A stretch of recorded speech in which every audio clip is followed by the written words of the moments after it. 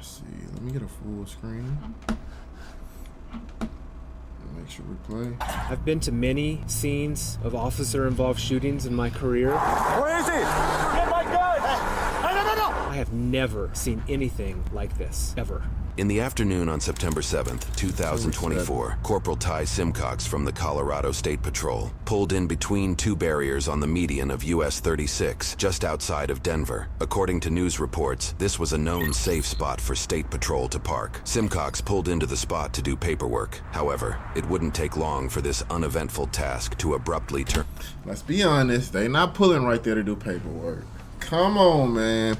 They pull right there to track people. And it's obvious. If you know, you know. State troopers, I ain't gonna say they're the worst of the worst, but those are the top of the line. The top of the line dickheads, you feel me? And I don't know why. I do not know why. I ain't gonna call them number one. They number two. The number one dickhead is the police on a motorcycle. If they ride a motorcycle, they're a dickhead. Stamped and approved. Something I don't know, you just can't make this up. I don't know what be wrong with them. I don't know who pissed in their cereal, but that's honestly the way it is. If you ride a motorcycle as an officer, your life is just, I don't know. I don't know. That's the whole problem. I don't know what be going on with y'all. Why y'all be angry at the world? Because they gonna write you a ticket. They don't believe in giving passes. There's no good grace with them.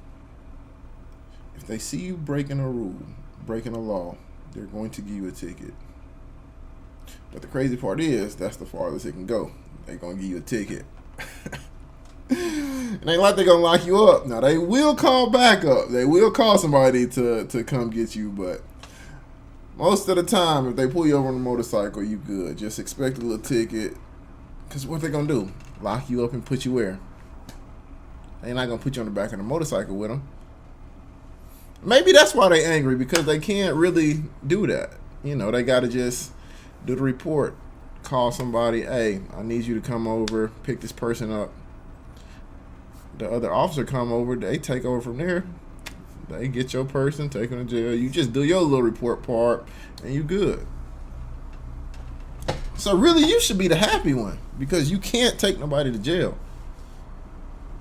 You can't. I've never seen, like, by my experience, I've never seen a police officer on a motorcycle take someone to jail.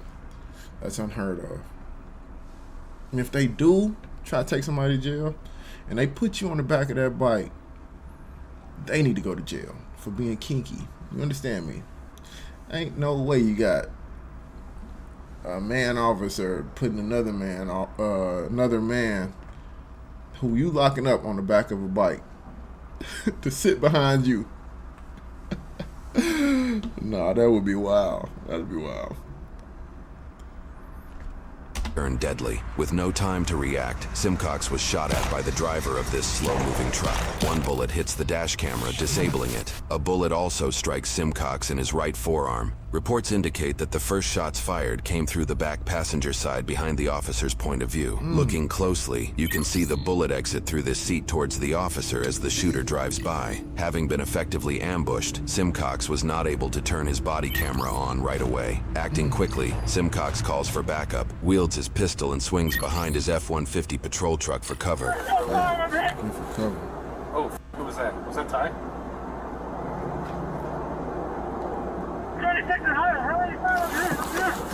This officer, Norman Aragon, quickly responds to Simcox's emergency situation. As it just so happens, Aragon is a new recruit who was recently trained under Simcox himself. As Aragon rushes on scene, Simcox rushed to the back of his F-150 patrol vehicle and armed himself with a handgun. However, using visual indications, the shooter appears to have pulled over roughly 75 yards down the road, and reports share he continued to fire at the officer from that distance using a handgun. This prompted Simcox to run back to the the inside of his vehicle to receive his rifle, which would be more accurate for shooting long distances. Notably, Simcox also flipped his sirens and lights on. This action automatically triggered the rear, dash, and body cameras to begin recording. The loop recording feature utilized in police cameras allows the camera to recall moments before the officer starts recording, allowing us to witness the shooting even after parts of the dash camera had been shot.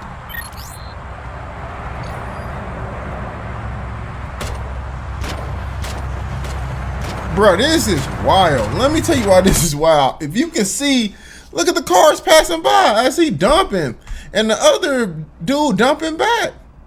Look at this. This is wild. Look at all these cars.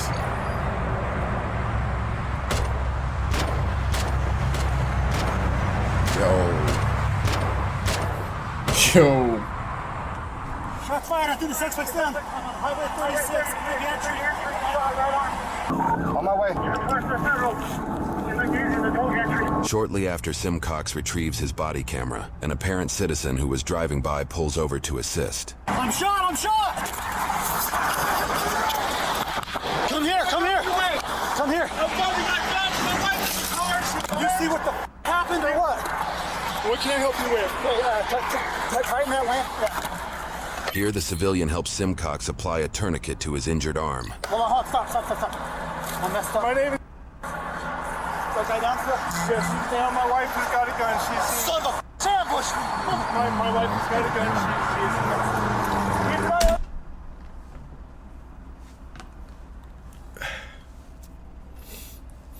Hey, bro, who protect who in this household? If somebody break in, are you gonna shoot them or your wife gonna shoot them? You got your wife covering y'all. Man, if you don't send your wife back there to help that man, all she gotta do is wrap his arm. You protect them. Hello? Am I right or am I wrong on this? What? Did he just back it up?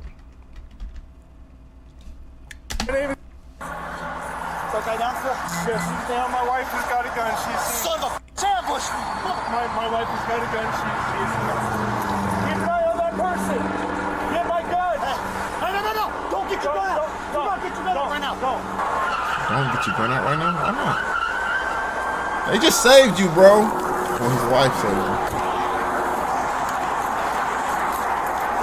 Where is he? Come over. We're gonna stop the on the ground.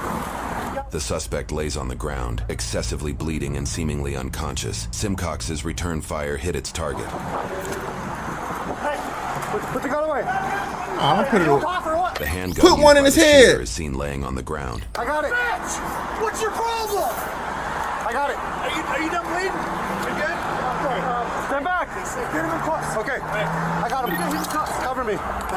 The officers handcuff the suspect and then check on Simcox's condition. 727, I got one in custody. This is my holster. What do you need? Check. Okay, let me see. Check. I got him. Get my uniform off. I got him. This officer removes Simcox's uniform to check for any potential additional injuries. This step will also help save time for when he is medically treated. Piece of shit. To make sure nobody else is hit, guys. Let me see. Okay, let's get my... Let me get your vest off. I'm checking him out. Check this out. You're good. You got no shot at there. Hey, let's go. You're good, bud. Let's go. You guys flip around. Go flip around. Do you want me to take the hospital? Yeah, take the hospital. Officer Aragon sprints to his cruiser on the other side of the highway to transport Simcox to the hospital. David 27, I checked him out. He's only got one shot on the right arm. Okay, shots fired. R23's been hit. He's okay. Conscious breathing in the arm. Suspect is down. CPR in progress. Notify the captain. Thank Nancy. Go. For the weekend. I got R23 on board. I'm en route to Denver Health. I got you. Move! On the shoulder. Changing the tone on your sirens. Yep, full blast. Move! On their way to the hospital, officers on scene discover more than just Simcox's body camera. Oh, he's leaking.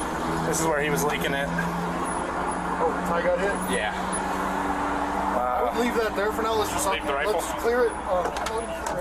Probably want gloves for that.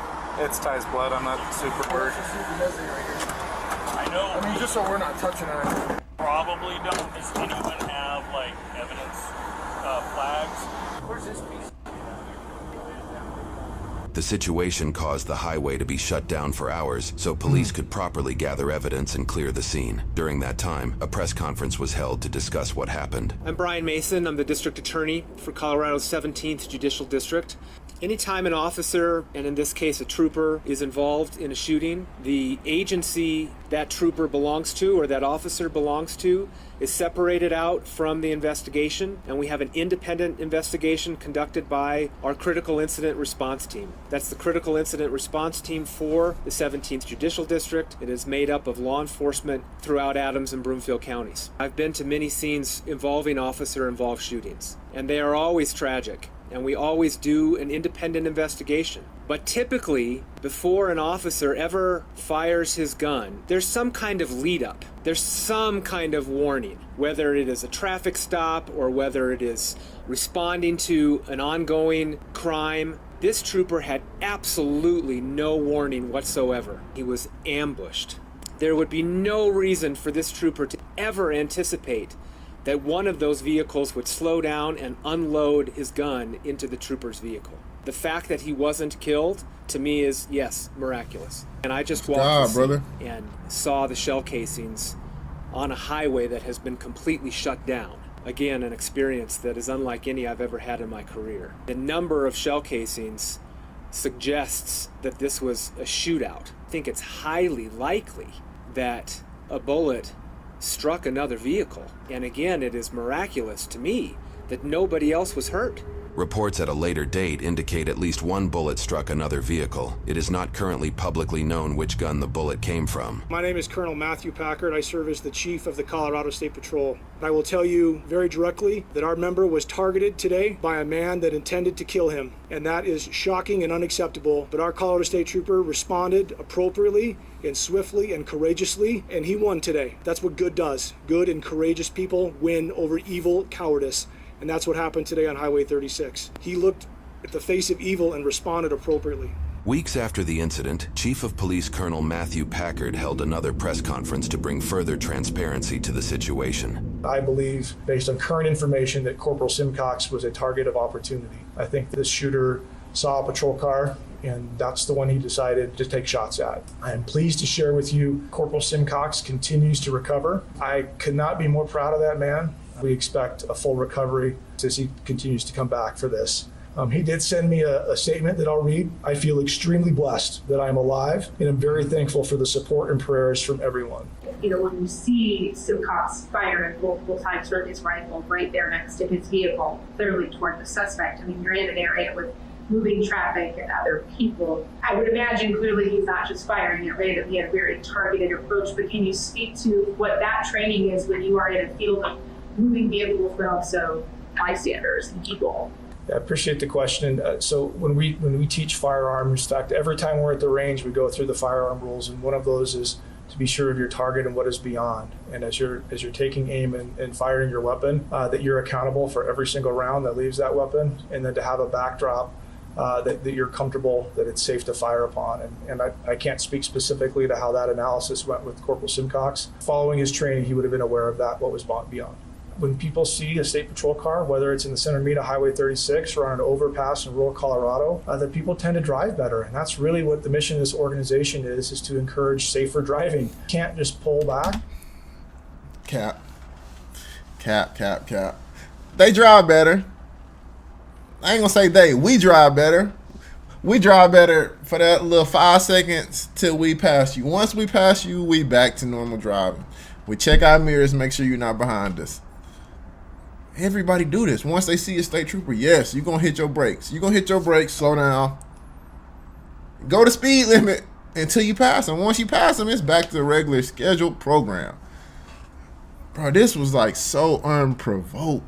I don't know what Buddy was on, but just imagine you sitting in your car chilling. You ain't doing nothing. And shots start being fired at you. Blessed. Because Buddy had the ups on you, and he couldn't get the job done. That officer was blessed. It wasn't your time to go, brother. It was not your time to go. That's a blessing. Dang, that's a blessing. And Shorty, in this interview, asking about, you know, what that training like. It was bystanders passing by.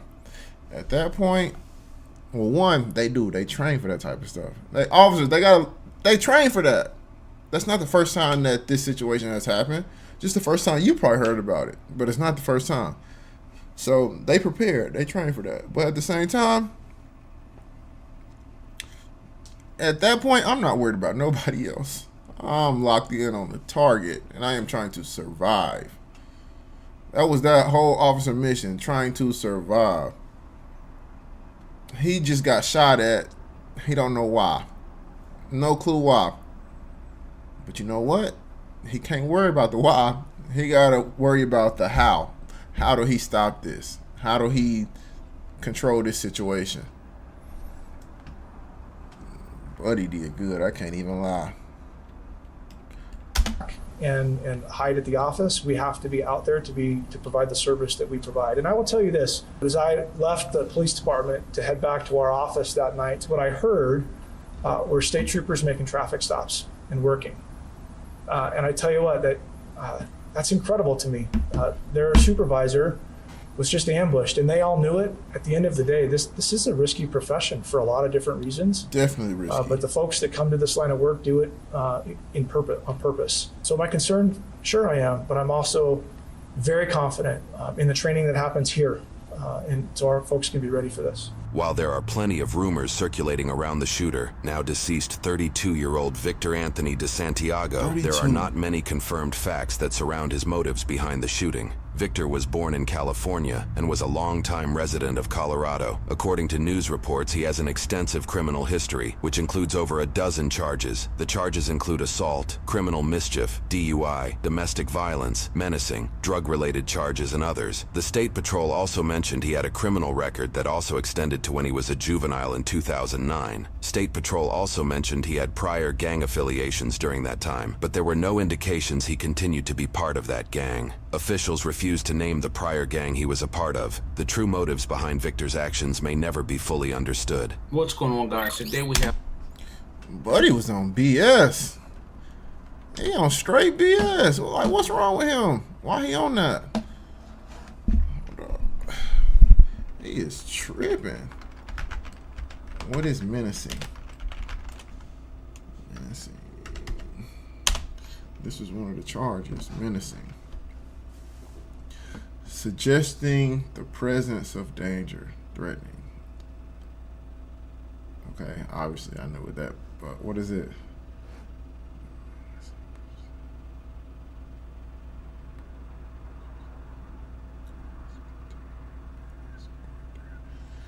So basically they just saying he just a menace to society, huh? Makes sense. Didn't even know there was a charge. I did not know there was a charge, but now I do. W video. This dude always talking.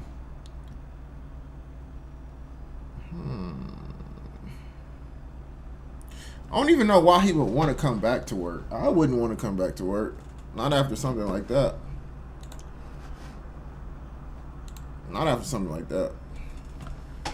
Why would... I don't know. I would be scarred. I mean, I know you sign up for this. This is something you sign up for. Once you become a officer or anything in that field, detective, you got to expect that type of stuff. I would be scarred. I'd be scared every day. And I know for a fact, whenever he returned back to work, every day, at least for the first week, for sure, he was looking over his shoulder, scared, which I don't blame him. I've been doing the same thing. Glad he made it, though. I hope little homie got life.